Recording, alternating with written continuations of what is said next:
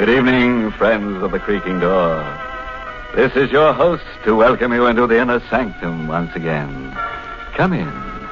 Our little place may not be a mansion, but it has its advantages. For one thing, it's thoroughly scare conditioned.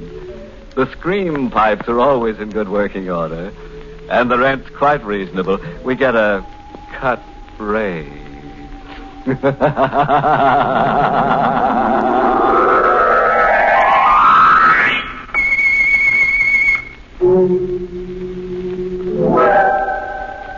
Well, you've had your warning. Whatever happens from now on, you asked for. Just be sure the family is provided for. And now to our happy little anecdote for tonight. Birdsong for a murderer. My name is Carl Warner. I'm not a young man any longer, but I don't mind that. I wasn't very happy when I was young. Now, well, at least I'm not unhappy.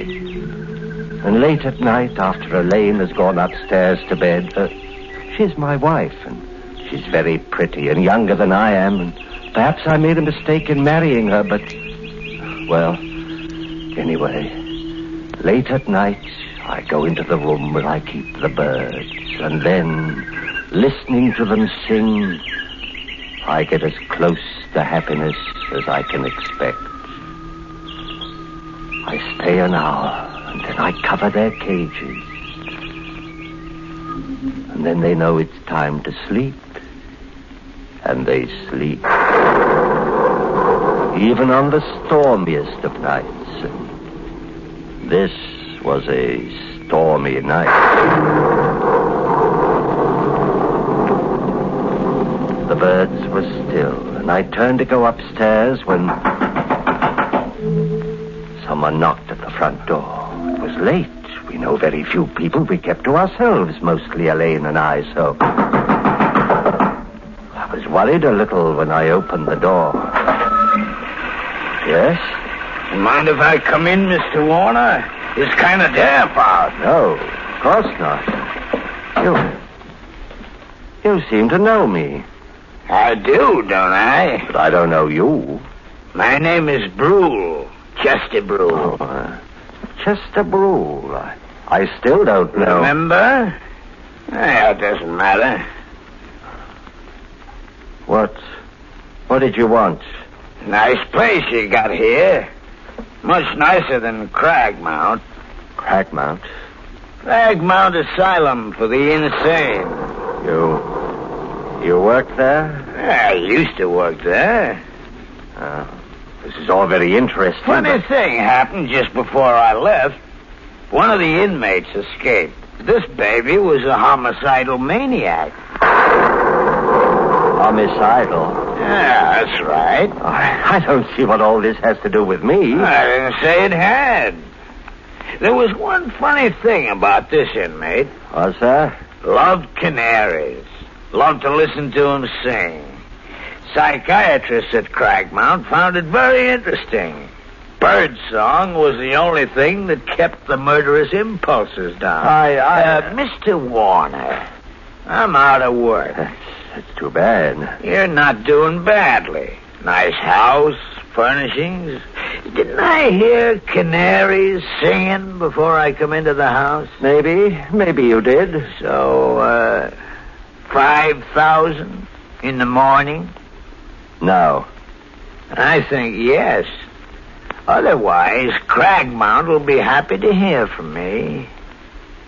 11 Crescent Place. Room 2B. In the morning. You can show me to the door now. Of course. Good night, Mr. Warner. Till we meet again. I watched him go out into the blackness, and the blackness swallow him. The birds were quiet. I thought for a moment of taking the covers off the cages and letting the birds sing, and then I thought that tonight it might be better if I didn't let the birds thing.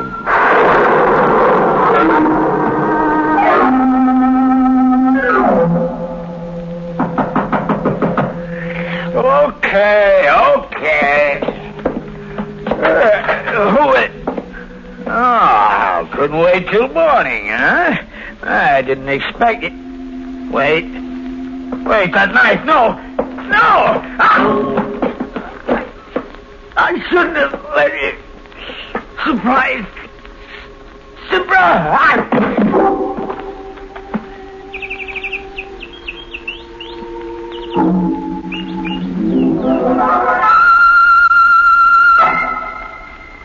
It's a bit of a bad night.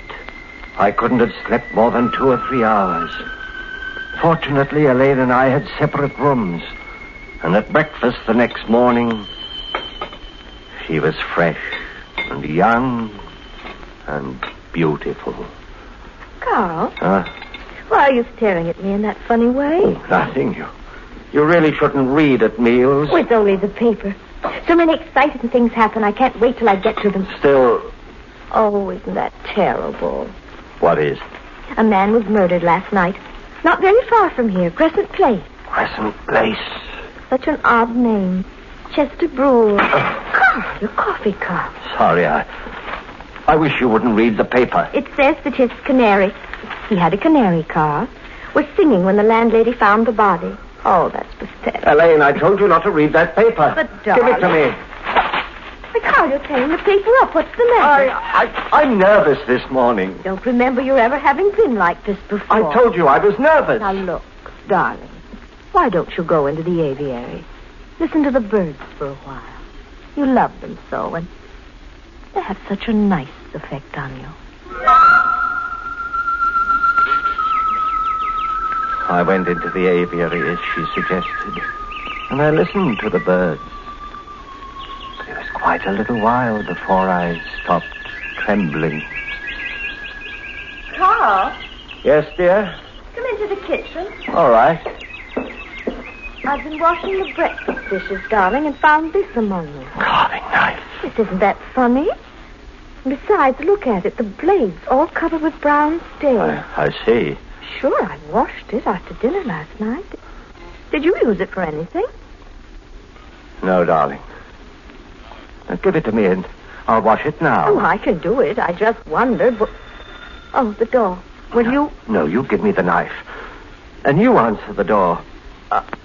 I said you answer the door. All right. There's nothing to shout about. I don't know what's the matter with you this morning. I washed the knife. Quickly, but carefully. Very quickly, but very carefully. Didn't take long. The stains hadn't hardened much. The brown stains. Carl? Yes? Someone to see you. A man. What does he want? He didn't say, except that it was important. I'll go see him. He said he's a lieutenant. A Lieutenant Gregg. From the police. There are 17 steps between the kitchen and our living room. I know because I counted them while I was walking to see Lieutenant Gregg of the police. 17 steps to make my face polite, relaxed, smiling. But would I be able to hide the trembling of my hands? You're Lieutenant Gregg. My wife said you wanted to see me. Yes, that's right. Mr. Warner, did you know a man named Chester Brule? Chester Brule? Why, I can't say offhand. I've got such a bad memory for names. I may or I may not. Why? He was murdered last night. You see, we found your name and address in Brule's address book. I see. We thought you might be able to help us. Well, the fact that my name was in its address book doesn't mean... Prove anything? Well, of course not. Would the fact that Brule used to be an attendant in an insane asylum mean anything to you? Why should it mean anything to me? Well, I didn't say it should, Mr. Warner. I just thought... Well, it doesn't. Well, I guess that's that. You know, funny thing. There was a bird cage in Brule's room with a canary in it, singing its head off. Huh? Well, lots of people are fond of canaries. Sure. What was funny about it is that Brule's landlady swears Brule never had a bird. That is funny. Way it looks, the killer knifed Brule and then left the cage and the bird in it behind him. Doesn't make any sense. Unless you figure that the guy who killed Brule was insane. The birds have been quiet, but the slam of the door maybe started them off. And I knew that somehow I would have to get the cage and the bird in it out of Brule's room. I didn't know how I'd do it, but I'd do it no matter how insane it was.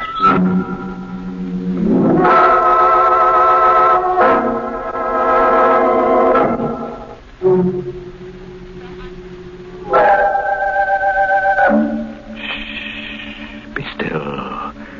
Very still. Is that a canary you hear trilling? It is? But you don't have a canary? Well, maybe it's somebody coming to visit. When the doorbell rings and you go to answer it, I'd suggest you wear a high collar. It'll keep your throat dry. But while you're waiting, let's return to our star, Boris Karloff, in the role of Carl Warner, who had to steal a bird cage with a bird in it out of a murdered man's room. It was dark when I got to Crescent Place. Dark on a lonely street. There was no one in front of the house. Nothing to show that a man had died inside the night before with a knife in his throat. The door was open. There was a dim light in the vestibule, leaving the stairs beyond in darkness. I went up them to the second floor. There was no one in the corridor. The door of 2B opened, and I went in.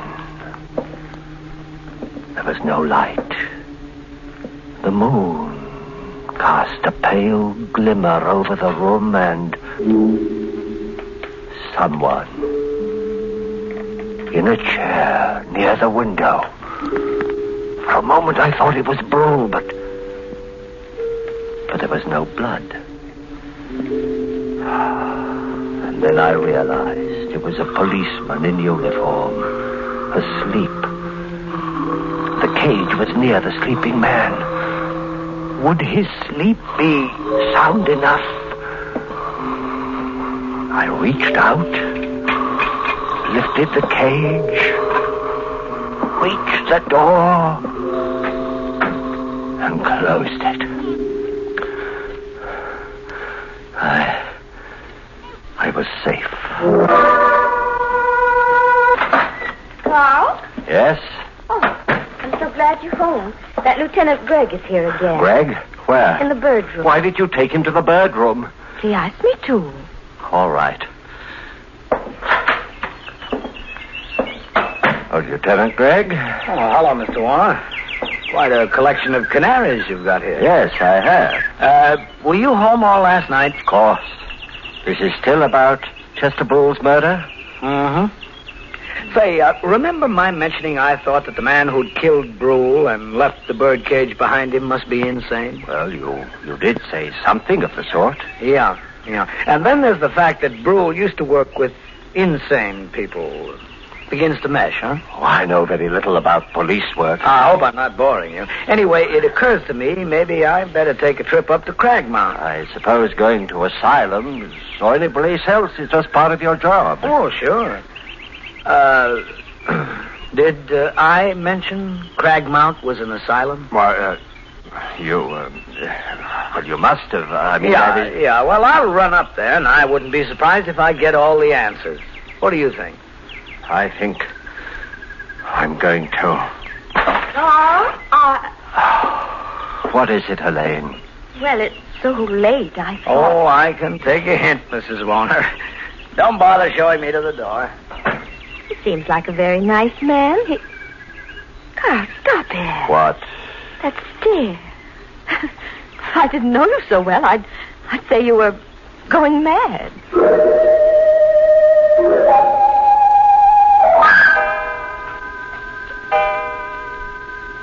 Go to bed, Elaine. All right, darling.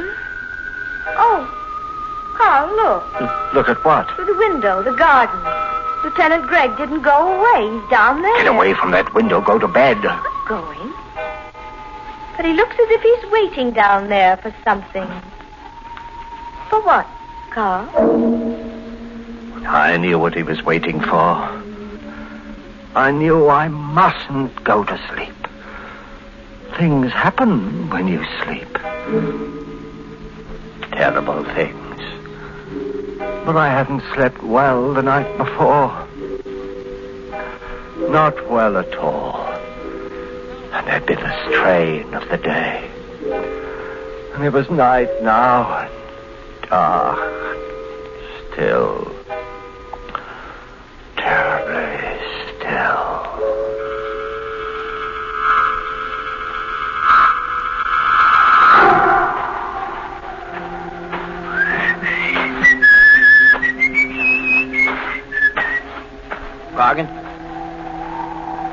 Gargan? Yeah. Oh.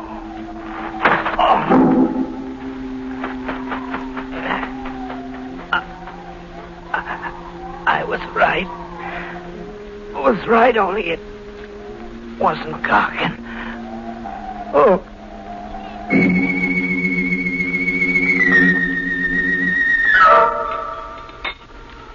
It's a lovely morning, Carl. Lovely.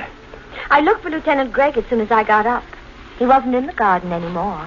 You must have got tired, gone home, or back to headquarters, wherever policemen go. Oh, dear. That's the Swenson's dog. He's got into our garden again. I'll have to get him out. Elaine, don't. Darling, he'll dig up all the flowers looking for bones. Elaine. Maybe he won't be there. And I'm not. Elaine! Where are you? On the street. What? Look. Lieutenant Gregg. His throat. Come inside. Oh, all right. The kitchen. Carl, where are you going? The kitchen. What are you doing? The drawer. Silverware. Yes. It's here. The carving knife. That's right. Carl, I thought you washed it last night. I guess you didn't. You'd be wrong. I did wash it last night. But the stains are still there. The brown stains. These are fresh ones, Elaine. Get out of my way. But... I've got to go to the bird room. Carl, please don't go away from me. Carl! I was holding the carving knife in my hand. Started to put it down, and then I held on to it anyway. It would make taking the covers off the cages awkward, but I held on to it anyway. And the birds were still. They remained still unless I took the covers off. Elaine. Carl, you must tell me what's wrong. Don't come any closer. But... Elaine, please, not any closer. You've got that knife in your hand. Yes. The one with the brown stain. Oh, Carl. Don't say anything. Carl, the night before last. Elaine, don't ask questions. That's dangerous. You were out of the house last night when Lieutenant Gregg was I was killed. asleep. You have the knife, Carl. Yes. Give it to me. No. Please, Carl. No, stay where you are. All right. You may keep the knife. Because, look, Carl. A revolver? Yes. Lieutenant Gregg's revolver. Elaine, give that to me. Oh, no. I took it from Lieutenant Gregg last night. After he stopped crying. I always cry when you... Elaine. Didn't like it the way you've been looking at me, Carl. You were thinking that maybe you'd have to send me back to Craigmount. I wasn't. You were, Carl. I know you were. After Chester Brew died. Elaine. Stop where you are. All right. right, but... Keep your hands away from the bird cage. Don't pull off the cover. Oh, Carl, I've hurt you. Never mind. But I didn't want to. Are you going to cry, like the others? It was my fault. Loved you too well. I really killed those others. Not you, my darling. That's a very silly thing to say. And I'll become quite angry. I am quite angry. Carl, you silly. You pulled the covers off the cage. Carl? Carl, I'm speaking to you. Those birds, I don't like them. Carl? Oh, poor Carl. He's dead. I loved him, and now he's dead. But anyway, he didn't cry. He didn't cry.